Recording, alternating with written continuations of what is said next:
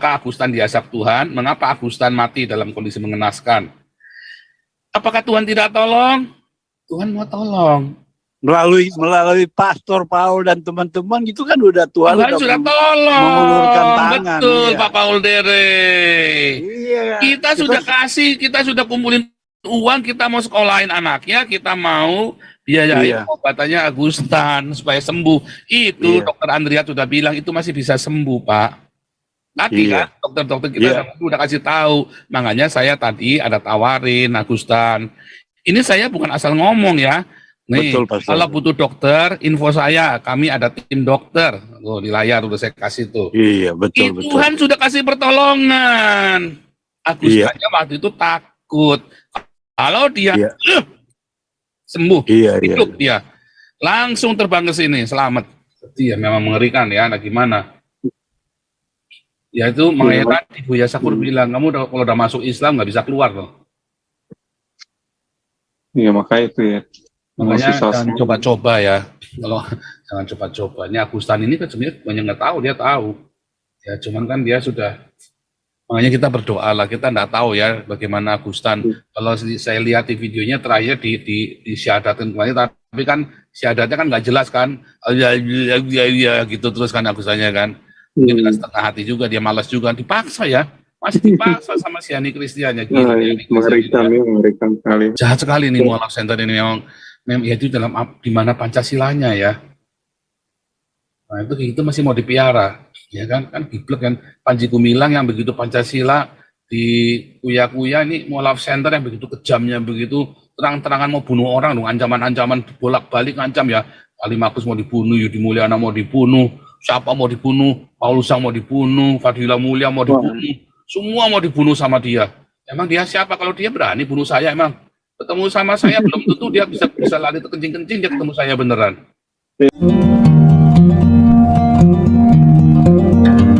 Ya, shalom Pastor. Shalom semua, shalom Pak Galarua. Saya mau cerita sedikit aja ya. Saya itu kan dulu lahir tahu Konghucu gitu ya. Cuma SMA saya sempat ke gereja, terus saya ikutlah gitu, ikut-ikutan gitu ya, dibaptis segala macem. Tapi pas saya selesai SMA itu sempat mau keluar dari gereja ya, karena nggak ngerasain apapun. Terus nggak lama saya masuk gereja Anglikan. Nah, gereja Anglikan ini saya lihat, tiap hari Jumat itu ya, dia kan ada dapur ya, tiap hari Jumat kasih makan orang, terus ada les bahasa Inggris gratis gitu ya untuk imigran, untuk anak-anak yang butuh lah waktu itu.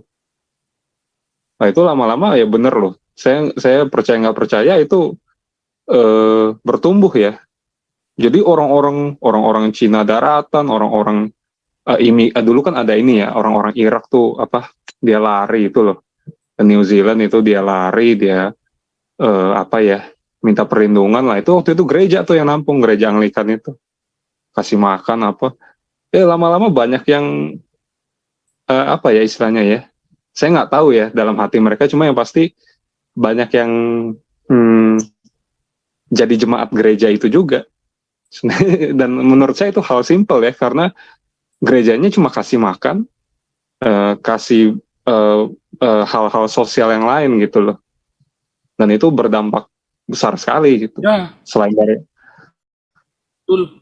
tapi itu menurut saya ya, saya nggak tahu kalau yang lain mikirnya gimana. Tapi kita lakukan, coba kita komunitas kita dulu kecil ya, kita rajin kasih makan, sekarang komunitas kita besar ya, kita sudah kumpulkan 15 miliar lebih ya. Ini sekarang Pak Stephen ya dengan Damaris kerjasama ya dengan Damar Kasih, kita lagi mau bikin sekolah gratis. Pak. Ya. Saya mau ngomong dulu. Kalau enggak gimana? Anda mau ngarep-ngarep gereja bikin, PGI bikin, sampai kiamat juga nggak akan jadi. Sampai perjalanan Indonesia terjadi nggak akan terjadi. Tapi kalau coba Anda dapur ke Damaris, ke Damar Kasih, ya uangmu kan jadi berkat bagi banyak orang. Uangnya nggak ada yang ke saya. Bukan buat saya ya, uangnya bukan buat saya, namanya nabur ya. Cara naburnya gimana? Itu di running text selalu saya kasih nomor rekeningnya kita semua ya. Di running text selalu saya kasih nomor rekening. Ya, Ya. Lalu ya itu tadi pastor pas bilang apa tadi ya, yang dua apa ya tadi ya, analoginya 100.000 bisa kasih satu orang itu 15.000 lah ya, istilahnya gitu ya. Saya ingat saya dulu nonton film Schindler's List itu ya, yang main si siapa itu ya, ya, terkenal itu saya lupa namanya tuh, orang Irlandia itu, sampai dia jual semua hartanya itu kan buat nyelamatin satu orang Yahudi yang masih bisa Iya. dia selamatin, sampai dia cari-cari cincinnya itu. Akhirnya kan dia sampai sekarang kan salah satu orang dari partai Nazi itu yang orang Jerman yang ada penghormatannya di Israel itu. ya. Karena dia benar-benar Orang Polandia, ya orang Polandia. Oh, orang Polandia ya. Sorry Pastor ya. Orang Polandia. Oke. Nah, saya kuliah saya pelajari tentang dia juga, belajar tentang dia kan, itu kan cerita tentang Polandia kan. Dia Oh, orang itu si Polandia. Optin itu ya. Iya, iya. Ya. Itu bagus juga. Makanya saya juga sekarang saya berusaha setiap minggu itu ya, saya kasih ke Damaris ya, karena saya lebih bukannya saya lebih saya lebih percaya kalau kasih makan orang itu lebih kuat ya, daripada, bukannya saya bilang Galarua jelek atau apa, enggak, Galarua tetap bagus, cuma ya kalau saya lihat politik Indonesia udah putus asa lah kalau saya lihat. Ya.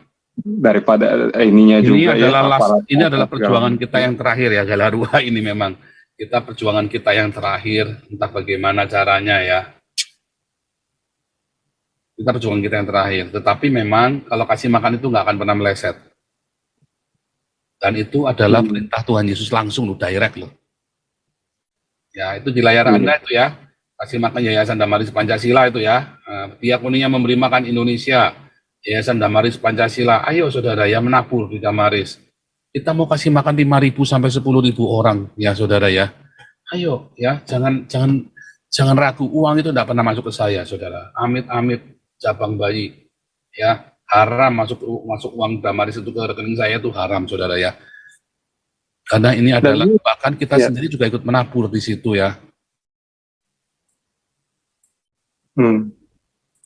Dan terakhir Pastor, saya cuma mau nanya ini ya, karena saya nggak gitu ngerti ya masalah ini kan anaknya sebenarnya dengar-dengar Kristen ya, anaknya Pak Agustan ini. Masih Kristen. Maksud saya tuh, untuk menjadi seorang Kristen dalam keluarga yang sudah memutuskan jadi mualaf itu mungkin tekanannya agak besar ya. Besar. Karena kan saya juga belum pernah merasakan itu, jadi saya nggak bisa menghakimi ya. Cuma yang pasti kalau ketika dia mau membukakan pintu dia untuk dibantu ya, mesti kita bantu juga itu ya. Iya dong, kita bantu dong. Itu tekanannya luar biasa sekali loh. Lah itu si itu Zelda sampai ketakutan itu loh. Takutan. Kasihan ya. Ya. Karena ya untuk berada dalam tekanan itu kan rasanya nggak enak sekali ya.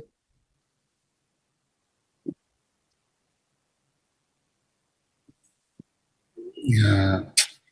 Seperti ya memang mengerikan ya, nah gimana? Ya itu makanya tadi Buya Sakur bilang, kamu kalau udah masuk Islam nggak bisa keluar loh. Iya makanya itu ya. Makanya jangan coba-coba ya. Kalau jangan coba-coba. Ini Agustan ini kan sebenarnya banyak nggak tahu, dia tahu. Ya cuman kan dia sudah, makanya kita berdoa lah. Kita nggak tahu ya bagaimana Agustan. Kalau saya lihat di videonya terakhir di syahadatin kemarin, tapi kan syahadatnya kan nggak jelas kan. Ya gitu terus kan Agustannya kan. Dia dengan setengah hati juga, dia malas juga, dipaksa ya. Masih dipaksa sama si Ani Kristiannya. Mengerikan sekali. Masih dipaksa dia. Iya. Jahat sekali ya. Jahat sekali nih mualaf center ini memang ya itu dalam di mana Pancasilanya ya. Nah itu masih mau dipiara, ya kan giblek kan. Panji Gumilang yang begitu Pancasila di kuya-kuya, ini mualaf center yang begitu kejamnya, begitu terang-terangan mau bunuh orang dong, ancaman-ancaman bolak-balik ngancam ya. Ali Makus mau dibunuh, Yudi Mulyana mau dibunuh, siapa mau dibunuh, Paulus Sang mau dibunuh, Fadila Mulia mau dibunuh, semua mau dibunuh sama dia. Emang dia siapa kalau dia berani bunuh saya? Emang ketemu sama saya belum tentu dia bisa lari terkencing-kencing dia ketemu saya beneran. Ya, intinya kalau di negara barat itu sangat sulit dilakukan lah, apalagi kayak di New Zealand mana mungkin itu sembarangan begitu. Ya Tapi intinya apa? Saya cuma mau bilang itu ya cuma dua itu aja sih poin saya, Pastor. Cuma dua itu aja. Ya, Nah, yang lain mau ngomong nanti Jadi, ini Pak lagi. Paul Dere, Jangan silakan. lanjut. Ya Pastor, selamat siang, malam, sore. Ya ini pembelajaran juga ya Pastor untuk orang-orang Kristen yang tergiur dengan rayuan-rayuan dari mereka itu loh, seberang itu. Dan kita melihat semua apa yang dilakukan mualaf ini ternyata akhirnya tragis ya. Benar-benar tragis, mereka mengalami macam-macam kesulitan, penderitaan.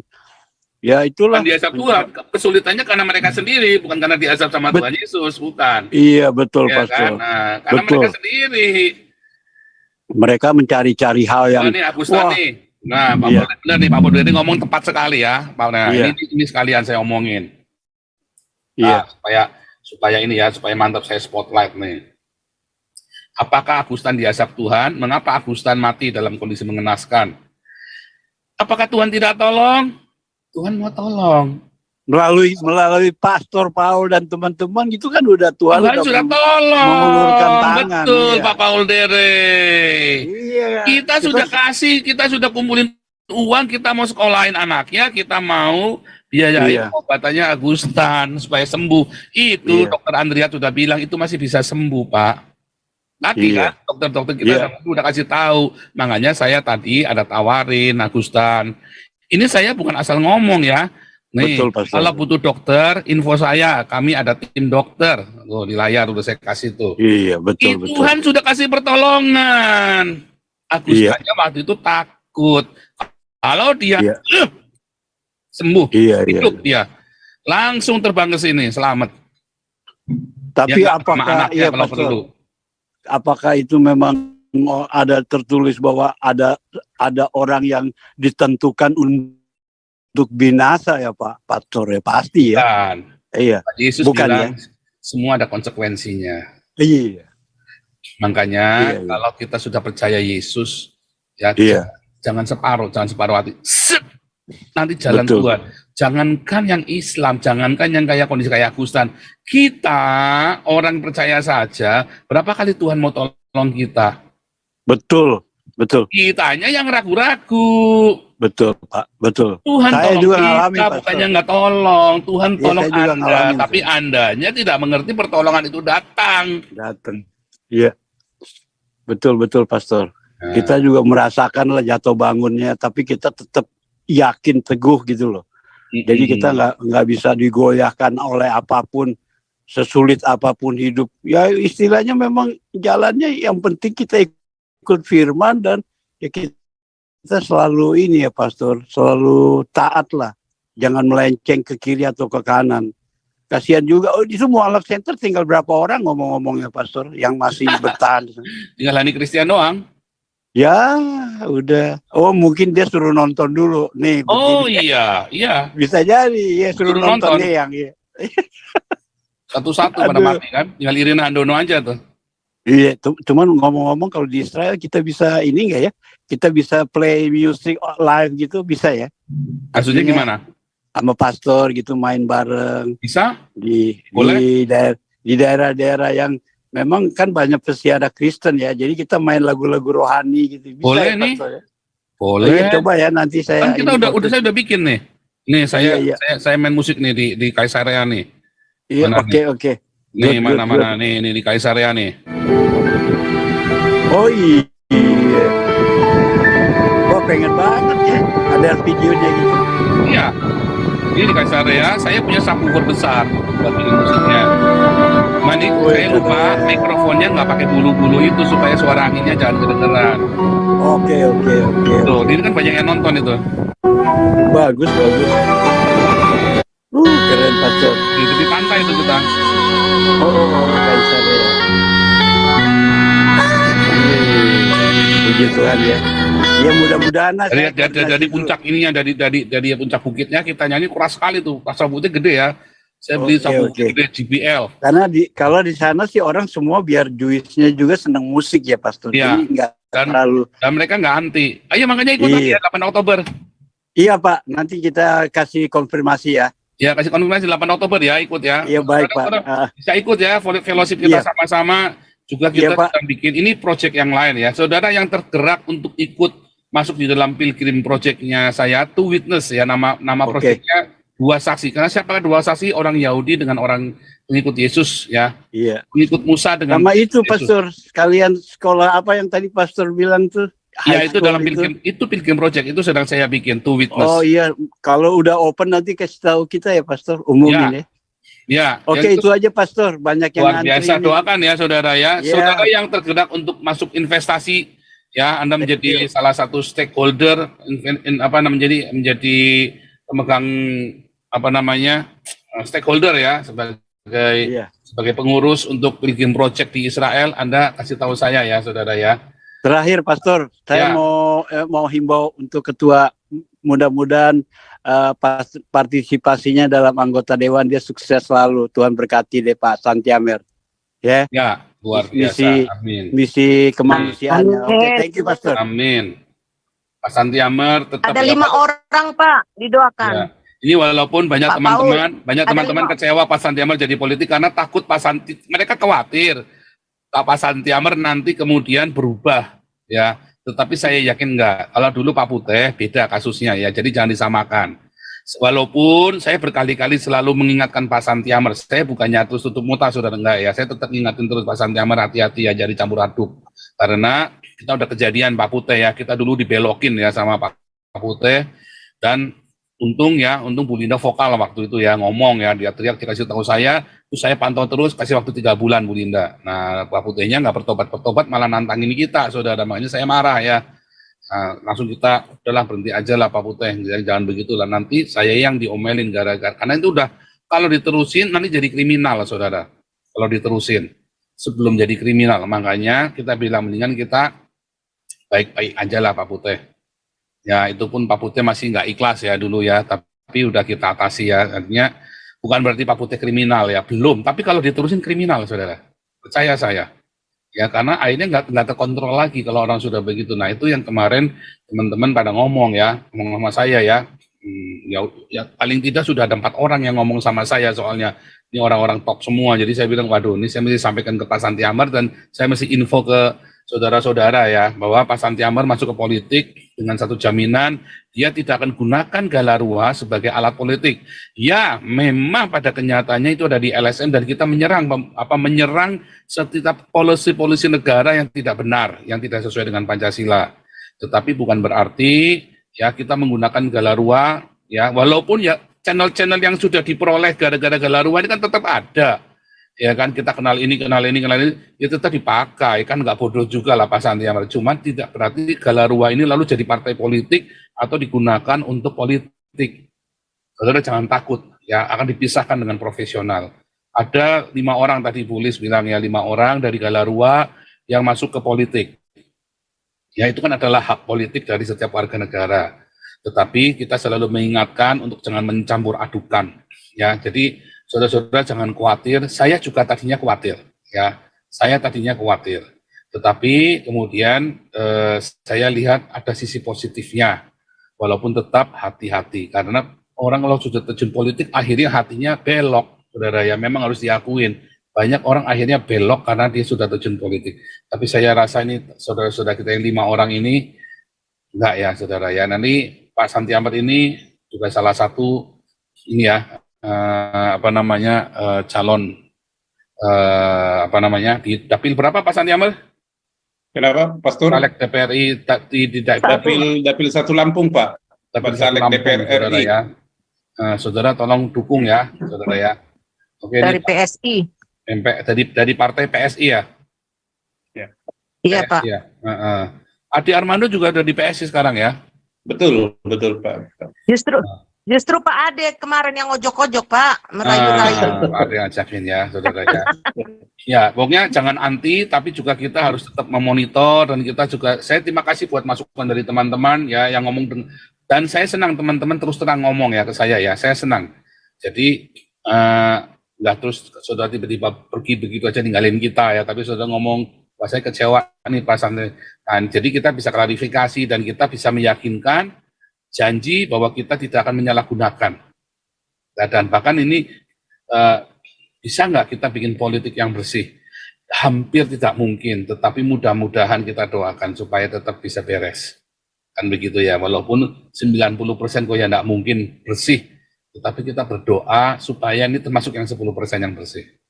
Pak Marcel, Francisco, silakan. Kau bilang kau menang debat, lawan domba yang sesat. Kau bilang banyak yang tobat,